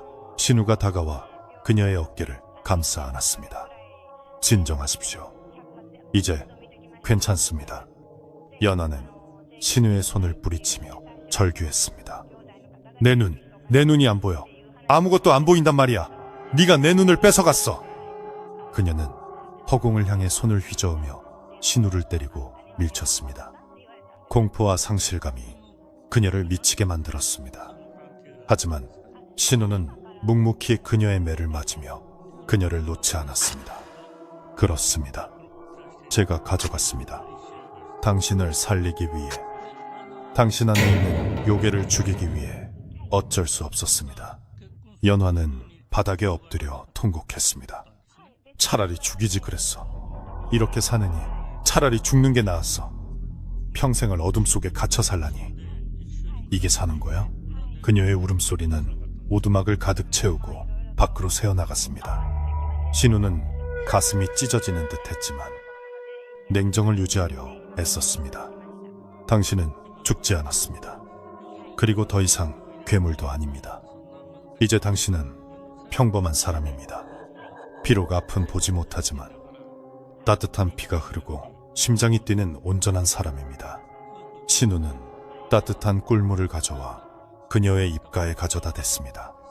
마시십시오. 살아야 원망도 할 수 있는 법입니다. 한참을 울다 지친 연화는 신우가 주는 물을 받아 마셨습니다. 따뜻한 물이 식도를 타고 넘어가자 얼어붙었던 몸이 조금씩 녹는 듯 했습니다. 그녀는 벽에 기대어 앉아 멍하니 허공을 응시했습니다. 보이지 않는다는 공포는 여전했지만 폭주할 때 느꼈던 뜨거운 분노와 살인은 사라지고 없었습니다. 머릿속이 맑아진 느낌이었습니다. 1000년 동안 그녀를 괴롭히던 여우의 속삭임도 피에 대한 갈망도 거짓말처럼 사라졌습니다. 다만 깊고 깊은 정적만이 그녀의 내면을 채우고 있었습니다. 그것은 낯설지만 나쁘지 않은 평온함이었습니다. 그때 밖에서 누군가 헐떡거리며 올라오는 소리가 들렸습니다. 연화의 귀가 번쩍 뜨였습니다.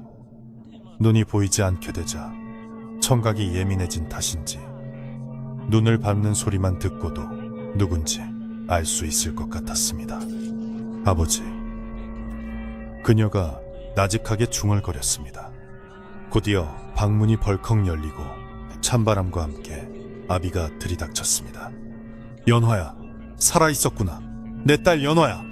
아비는 눈에 붕대를 감고 앉아있는 딸을 보자마자 와락 끌어안았습니다.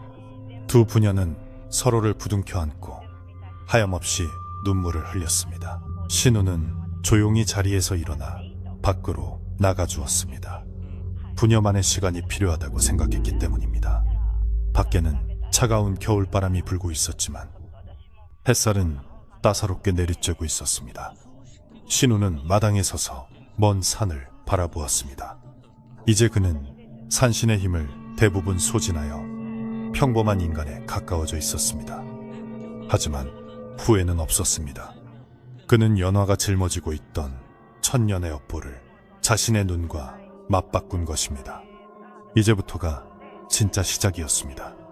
연화가 이 어둠에 적응하고 인간으로서의 삶을 받아들이도록 돕는 것이 그의 남은 임무였습니다. 방 안에서 아비는 딸의 얼굴을 어루만지며 오열했습니다. 내가 못난 아비라 너를 지키지 못했다. 그 고운 눈을 잃게 하다니. 이 애비를 용서해라. 연화는 아비의 거친 손을 잡으며 고개를 저었습니다. 아니에요. 아버지. 아버지는 저를 위해 최선을 다하셨어요. 그리고 오히려 잘된 일인지도 몰라요. 연화의 말에 아비는 놀란 눈으로 딸을 바라보았습니다. 그게 무슨 소리냐? 연화는 씁쓸하게 미소 지었습니다.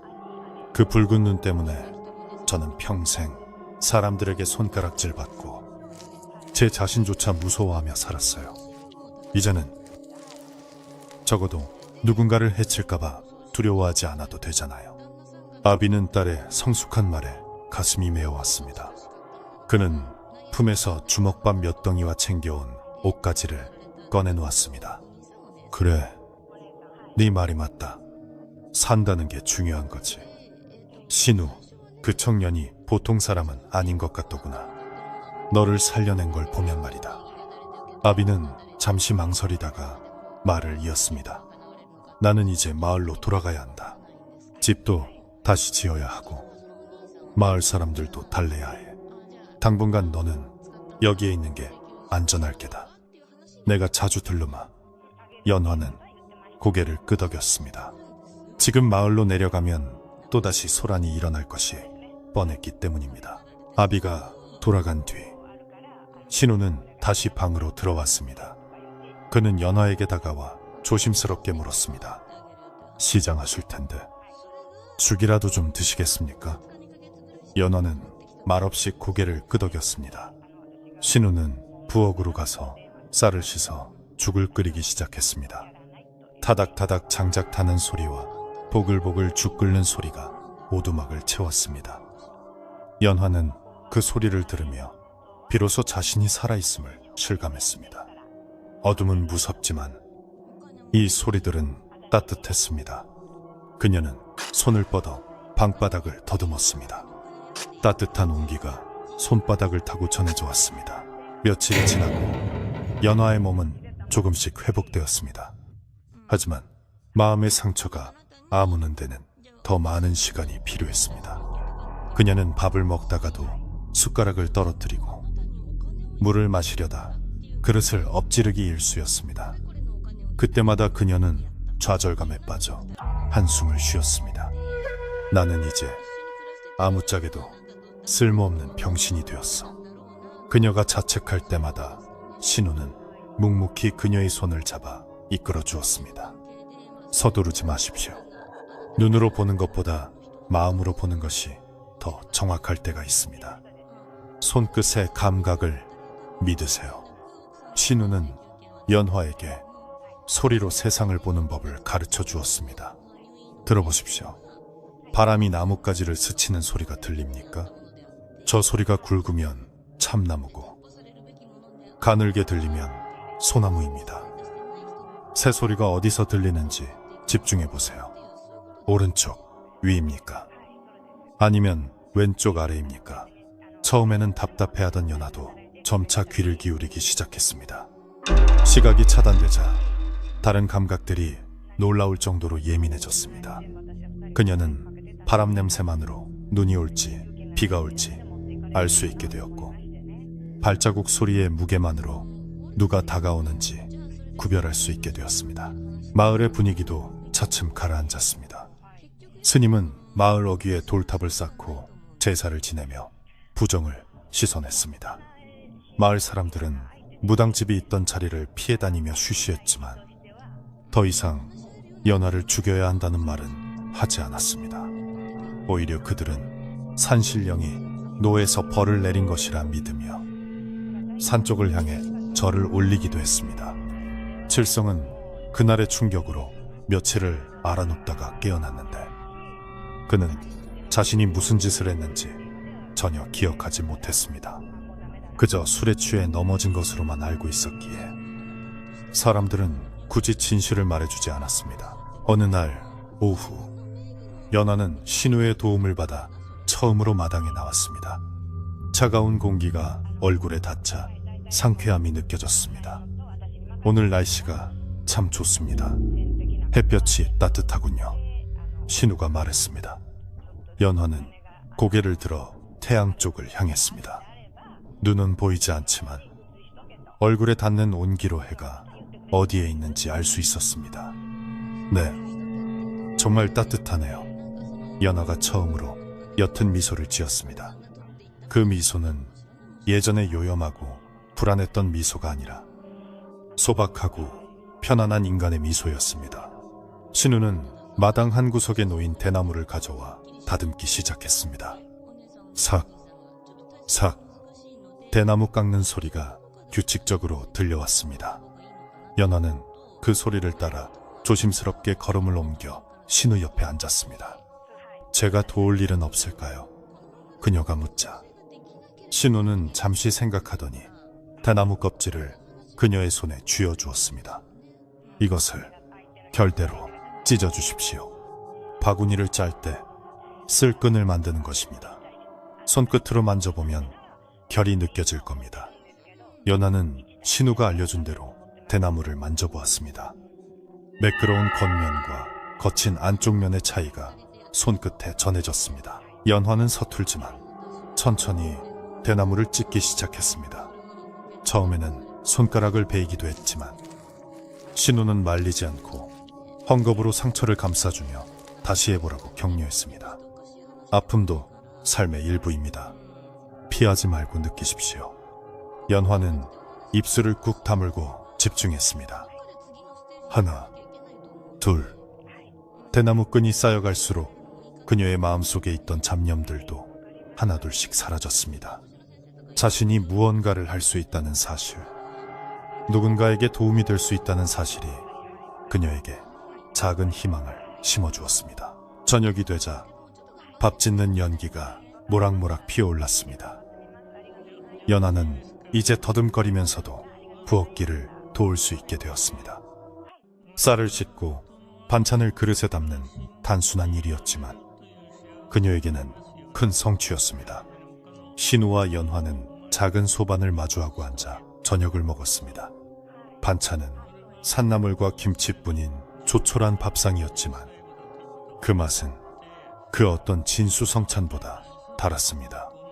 식사 도중 신우가 말했습니다. 내일은 붕대를 풀어도 될 것 같습니다. 상처가 많이 아물었습니다. 연화는 숟가락을 멈추고 자신의 눈을 만져보았습니다. 두려움과 기대가 동시에 밀려왔습니다. 밤이 깊어지자 산속은 다시 고요해졌습니다. 하지만 예전의 그 살벌하고 무거운 적막감은 아니었습니다. 부엉이가 우는 소리, 눈이 쌓인 나뭇가지가 부러지는 소리, 그리고 두 사람의 고른 숨소리가 어우러져 평화로운 화음을 만들어내고 있었습니다. 연화는 자리에 누워 생각했습니다.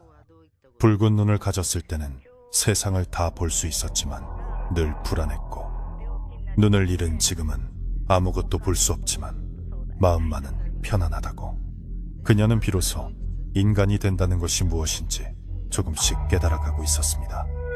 잃은 뒤에야 얻게 되는 것들, 그것이 바로 삶의 이치임을 배우고 있었습니다. 신우는 잠든 연화의 얼굴을 가만히 내려다보았습니다. 그의 텅 빈 눈동자에 달빛이 비치자 마치 별이 박힌 것처럼 신비로운 빛이 감돌았습니다. 그는 손을 들어 연화의 머리카락을 쓸어 넘겨주었습니다. 고생 많았습니다. 이제 악몽은 끝났습니다. 그의 나직한 속삭임이 자장가처럼 연화의 꿈속으로 스며들었습니다. 오두막의 작은 등불 하나가 어둠을 밝히고 있었고, 그 불빛은 산 아래 마을 사람들에게도, 그리고 하늘의 신들에게도 이제 모든 것이 제자리로 돌아왔음을 알리는 신호와도 같았습니다. 눈 덮인 산속의 겨울밤은 그렇게 깊고 아늑하게 흘러갔습니다. 겨울이 가고 산골 마을에도 어김없이 봄이 찾아왔습니다. 겨우내 산을 뒤덮었던 두꺼운 눈이 녹아내리며 계곡물 불어나는 소리가 요란하게 들려왔고, 얼어붙었던 땅에서는 파릇파릇한 새싹들이 고개를 내밀기 시작했습니다. 연화는 마루에 앉아 따스한 봄볕을 얼굴 가득 받으며 계절의 변화를 느끼고 있었습니다. 비록 눈으로 꽃이 피는 것을 볼 수는 없었지만 바람에 실려오는 흙내음과 매화 향기만으로도 봄이 얼마나 깊이 들어왔는지 알 수 있었습니다. 그녀의 붕대는 이제 완전히 풀렸지만 그녀의 눈동자는 닫힌 문처럼 굳게 감겨 다시는 떠지지 않았습니다. 그러나 그녀의 표정은 그 어느 때보다 평온해 보였습니다. 신우와 함께하는 산중 생활은 연화에게 새로운 삶을 가르쳐 주었습니다. 처음에는 물 한 잔 마시는 것조차 버거워하던 그녀였지만 이제는 지팡이 하나의 의지에 마당을 거닐고 텃밭에서 나무를 뜯을 수 있을 정도로 익숙해졌습니다. 신우는 그녀에게 세상의 소리를 듣는 법, 바람의 결을 읽는 법, 그리고 손끝의 감각으로 사물의 본질을 파악하는 법을 끈기 있게 가르쳤습니다. 눈은 마음의 창이라고들 하지만 때로는 눈을 닫아야만 마음의 소리가 더 잘 들리는 법입니다. 신우의 말은 연화에게 큰 위로가 되었고, 그녀는 점차 자신의 어둠을 저주가 아닌 또 다른 세상으로 받아들이게 되었습니다. 연화는 신우에게 배운 대나무 공예에 푹 빠져 지냈습니다. 처음에는 거친 대나무 결에 손을 베어 피가 나기도 했지만 이제 그녀의 손놀림은 신우 못지않게 능숙해졌습니다. 그녀가 만든 채반과 바구니는 짜임새가 촘촘하고 모양이 정갈하여 보는 이로 하여금 감탄을 자아내게 했습니다. 신우는 연화가 만든 바구니를 보며 빙그레 웃곤 했습니다. 당신의 손끝에는 눈이 달린 것 같습니다. 이토록 고운 결을 만들어내다니요. 칭찬을 들을 때마다 연화의 볼은 봄꽃처럼 발그레하게 물들었습니다. 그녀는 자신이 쓸모없는 존재가 아니라는 사실에 안도했고 무언가를 만들어내는 기쁨에 하루하루가 즐거웠습니다. 마을 사람들의 발길도 하나둘씩 이어졌습니다. 처음에는 호기심 반, 두려움 반으로 산을 오르던 사람들이었지만 이제는 연화의 안부를 묻고 그녀가 만든 바구니를 얻어가기 위해 찾아왔습니다. 마을 안악들은 쑥떡이나 김치를 들고 와서 조심스럽게 마루에 놓아두곤 했습니다. 연화 아기씨, 이거 좀 드셔보세요. 봄쑥이 아주 연하고 향이 좋습니다. 그들의 목소리에는 예전의 적개심이나 공포는 찾아볼 수 없었고 대신 앞 못 보는 여인에 대한 측은지심과 미안함이 섞여 있었습니다. 연화는 그들의 호의를 담담하게 받아들였습니다. 예전 같았으면 사람들의 시선이 두려워 숨었겠지만 이제는 보이지 않으니 오히려 마음 편하게 그들을 대할 수 있었습니다. 연화의 아비는 마을에 다시 집을 짓고 굿당을 차렸습니다. 그는 틈만 나면 산으로 올라와 딸을 살폈습니다. 딸이 앞을 못 보게 된 것은 가슴 아픈 일이었지만 요괴의 굴레를 벗고 평범한 인간으로 살아가는 모습에 그는 깊은 감사를 느꼈습니다. 연화야, 네가 만든 바구니가 장터에서 인기란다. 사람들이 서로 사가려고 난리야. 아비의 너스레에 연화는 소리내어 웃었습니다. 그 웃음소리는 맑고 청아하여 산새들의 지저김과 어우러졌습니다. 아비는 딸의 웃는 얼굴을 보며 비로소 마음의 짐을 내려놓을 수 있었습니다. 지난 겨울의 악몽은 이제 예리하기처럼 희미해져 가고 있었습니다. 어느 날 저녁, 신우는 연화에게 따뜻한 차를 한 잔 내어주며 맞은편에 앉았습니다. 방 안에는 은은한 국화차 향기가 감돌았습니다. 신우는 평소보다 말이 없었고 분위기는 다소 무거웠습니다. 연화는 직감적으로 그에게 무슨 할 말이 있다는 것을 느꼈습니다. 신우님, 무슨 고민이라도 있으신가요? 숨소리가 무겁습니다. 연화의 물음에 신우는 찻잔을 내려놓고 긴 한숨을 내쉬었습니다. 연화, 낭자. 이제 낭자는 혼자서도 충분히 살아갈 수 있을 만큼 강해졌습니다. 마을 사람들도 낭자를 받아들였고 아버님도 곁에 계시니 더 이상 걱정할 것이 없어 보입니다. 연화는 가슴이 철렁 내려앉았습니다. 신우의 말이 마치 작별 인사를 고하는 것처럼 들렸기 때문입니다. 그게 무슨 말씀이세요? 제가 강해진 것은 모두 신우님이 곁에 계셨기 때문입니다. 그런데 갑자기 왜 그런 말씀을? 연화의 목소리가 떨렸습니다. 신우는 잠시 침묵하다가 조용히 입을 열었습니다. 저는 본래 이곳에 머물 사람이 아닙니다. 산의 기운을 받아 잠시 인간의 형상을 하고 있었을 뿐 제 할 일이 끝나면 다시 자연으로 돌아가야 하는 운명이지요. 그의 고백은 충격적이었지만 연화는 어렴풋이 짐작하고 있었습니다.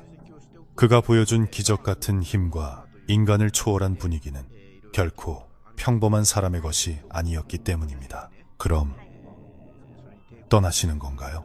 연화가 울먹이며 물었습니다. 신우는 손을 뻗어 연화의 손을 꼭 잡았습니다.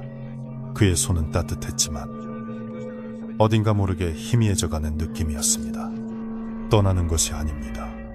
낭자의 곁에 다른 모습으로 머무는 것입니다. 바람이 불면 제가 곁에 온 줄 아십시오. 빗방울이 떨어지면 제가 낭자의 어깨를 두드리는 줄 아십시오. 저는 언제나 이 산과 숲 그리고 낭자의 곁에 있을 것입니다. 신우의 목소리는 너무나 다정해서 연화는 눈물을 흘리면서도 고개를 끄덕일 수밖에 없었습니다.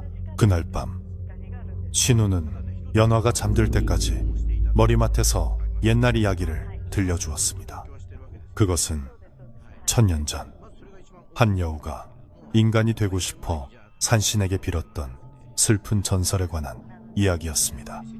이야기를 듣는 동안 연화는 꿈속으로 빠져들었고, 꿈속에서 그녀는 다시 붉은 눈이 아닌 맑은 눈을 가진 소녀가 되어 신우와 함께 꽃밭을 뛰어다녔습니다. 신우는 그녀를 바라보며 환하게 웃고 있었고, 그 미소는 세상의 모든 근심을 잊게 할 만큼 아름다웠습니다. 연화는 꿈속에서조차 그가 떠나지 않기를 간절히 바랐습니다. 다음 날 아침, 연화가 잠에서 깼을 때 신우는 보이지 않았습니다. 그의 이부자리는 깔끔하게 개어져 있었고, 방 안에는 그가 남긴 맑은 대나무 피리 하나만이 덩그러니 놓여 있었습니다. 연화는 피리를 집어들고 밖으로 나갔습니다. 신우님! 신우님! 그녀가 목 놓아 불렀지만 돌아오는 것은 산울림뿐이었습니다. 하지만 그녀는 주저앉아 울지 않았습니다. 대신 바람이 불어와 그녀의 볼을 스치고 지나갔습니다. 그 바람은 마치 신우의 손길처럼 따뜻하고 부드러웠습니다. 연화는 바람 속에 서서 피리를 가슴에 품었습니다. 알겠어요. 곁에 계신다는 걸 믿을게요. 신우가 떠난 뒤에도 연화의 삶은 계속되었습니다. 그녀는 여전히 오두막을 지키며 대나무 바구니를 짰습니다. 마을 사람들은 그녀를 산골짜기 옹기낭자라고 부르며 친근하게 대했습니다. 가끔씩 찢겨진 아이들이 산에 올라와 연화에게 장난을 칠 때도 있었지만, 그녀는 화를 내는 대신 아이들에게 맛있는 산딸기를 나누어 주며 옛날 이야기를 들려주었습니다. 옛날에 눈이 빨간 여우가 살았단다. 아이들은 그녀의 이야기에 귀를 기울이며 눈빛을 반짝였습니다. 그녀는 이제 공포의 대상이 아니라 마을의 다정한 이웃이자 이야기꾼이 되어 있었습니다. 연화의 아비는 늙어 세상을 떠날 때까지 딸의 곁을 지켰습니다. 아비가 눈을 감던 날, 연화는 그의 손을 잡고 조용히 말했습니다. 아버지, 걱정 마시고 편히 가세요. 저는 이제 외롭지 않아요. 제 곁에는 산과 바람, 그리고 아버지가 남겨주신 사랑이 있으니까요. 아비는 딸의 듬직한 모습에 편안한 미소를 지으며 숨을 거두었습니다. 연화는 아비를 양지 바른 언덕에 묻고 그 옆에 작은 돌탑을 하나 쌓았습니다. 그녀는 눈물을 흘리는 대신 아비가 좋아하던 구성진 가락을 뽑으며 그를 배웅했습니다. 세월은 유수와 같이 흘러 연화도 어느덧 백발이 성성한 노파가 되었습니다. 그녀의 허리는 굽었고 손마디는 굵어졌지만 얼굴의 감도는 평온함만은 변하지 않았습니다. 마을 사람들은 힘든 일이 있거나 조언이 필요할 때마다 연화 할머니를 찾아왔습니다. 그녀는 앞을 보지 못했지만 사람들의 목소리만 듣고도 그들의 마음속 근심을 꿰뚫어 보곤 했습니다. 욕심을 버리면 길이 보이는 법이야. 눈에 보이는 게 다가 아니라네. 그녀의 지혜로운 말 한마디는 마을 사람들의 꽉 막힌 속을 시원하게 뚫어주었습니다. 사람들은 그녀가 산신령의 가호를 받는 신비한 분이라며 존경했습니다. 어느 늦가을 저녁, 연화는 마루에 앉아지는 해를 느끼고 있었습니다. 붉은 노을이 온 산을 물들이고 있을 시간이었습니다. 그녀는 문득 자신의 붉었던 눈을 떠올렸습니다. 젊은 날, 그토록 원망스럽고 저주스러웠던 붉은 눈. 하지만 이제 와서 생각해보니 그 눈 덕분에 신우를 만날 수 있었고 진정한 인간의 삶이 무엇인지 깨달을 수 있었습니다. 어쩌면 그 붉은 눈은 저주가 아니라 그녀를 성숙하게 만들기 위한 신의 가혹한 선물이었는지도 모른다는 생각이 들었습니다. 그녀는 쭈글쭈글해진 손으로 자신의 감긴 눈을 어루만졌습니다. 바람이 불어와 마당에 낙엽을 쓸고 지나갔습니다. 연화는 그 바람 속에서 익숙한 향기를 맡았습니다. 깊은 산속의 흙내음과 오래된 대나무 향기. 그것은 평생을 그리워했던 신우의 향기였습니다. 오셨군요. 연화가 나직하게 중얼거렸습니다. 바람은 대답 대신 그녀의 하얀 머리카락을 부드럽게 흩날렸습니다. 그녀는 미소 지으며 옆에 놓아둔 대나무 피리를 들어 입에 댔습니다. 그리고 아주 오랜만에 신우가 즐겨 불던 그 곡조를 연주하기 시작했습니다. 피리 소리는 맑고 고요하게 산자락을 타고 흘러내렸습니다. 마을 사람들은 저녁밥을 짓다 말고 일손을 멈추고 귀를 기울였습니다. 산 위에서 할머니가 피리를 부시는구먼. 소리가 참 좋다. 오늘 밤은 왠지 좋은 꿈을 꿀 것 같아. 사람들은 서로 마주보며 미소 지었습니다. 연화의 피리 소리는 마을의 평화를 지키는 자장가와도 같았습니다. 하늘에는 별이 하나둘씩 뜨기 시작했고 산골 마을의 밤은 그림처럼 깊어갔습니다. 연주를 마친 연화는 피리를 내려놓고 깊은 숨을 들이마셨습니다. 차가운 공기가 폐부 깊숙이 들어와 마음을 맑게 씻어주었습니다. 그녀는 이제 정말로 쉴 준비가 된 것 같았습니다. 신우님, 저 잘 살았지요. 당신이 준 생명 헛되이 쓰지 않았습니다. 허공에서 그렇고 말고 하는 다정한 목소리가 들리는 듯 했습니다. 연화는 마루 기둥에 등을 기대고 편안하게 눈을 감았습니다. 그녀의 입가에는 엷은 미소가 번졌습니다. 밤이 깊어온 세상이 잠든 시간, 연화의 오두막은 달빛을 받아 환하게 빛나고 있었습니다. 그곳에는 더 이상 요괴도 붉은 눈에 저주도 없었습니다. 오직 자연의 순리에 순응하며 한 생을 아름답게 살아낸 한 여인의 평온한 안식만이 남아 있었습니다. 바람이 다시 한번 불어와 촛불을 끄듯 조용히 지나갔고 연화는 아주 깊고 달콤한 잠에 빠져들었습니다. 꿈속에서 그녀는 두 눈을 크게 뜨고 눈부시게 아름다운 세상을 마음껏 바라보고 있을 것입니다. 산골 마을의 전설은 그렇게 따뜻한 바람이 되어 사람들의 귓가에 오래도록 머물렀습니다.